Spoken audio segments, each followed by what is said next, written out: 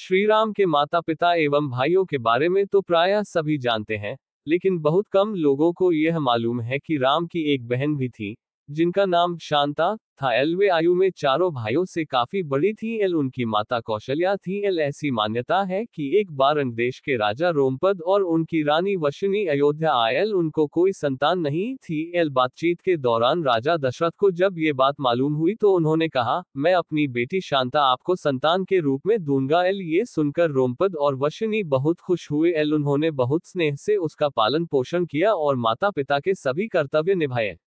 एक दिन राजा रोमपद अपनी पुत्री से बातें कर रहे थे। उसी समय द्वार पर एक ब्राह्मण आए और उन्होंने राजा से प्रार्थना की कि वर्षा के दिनों में वे खेतों की जुताई में राज दरबार की ओर से मदद प्रदान करें। राजा को ये सुनाई नहीं दिया और वे पुत्री के साथ बातचीत करते रहे। द्वार पर आए नागरिक की याचना न सुनने से ब्राह्मण को दुख हुआ और वे राजा रोमपद का राज्य छोड़कर चले गए। वह ब्राह्मण इंद्र के भक्त थे। अपने भक्त की ऐसी अनदेखी पर इंद्र देव राजा रोमपद पर क्रुद्ध हुए और उन्होंने उनके राज्य में पर्याप्त वर्षा नहीं की। इससे खेतों में खड़ी फसलें मुरझाने लगी।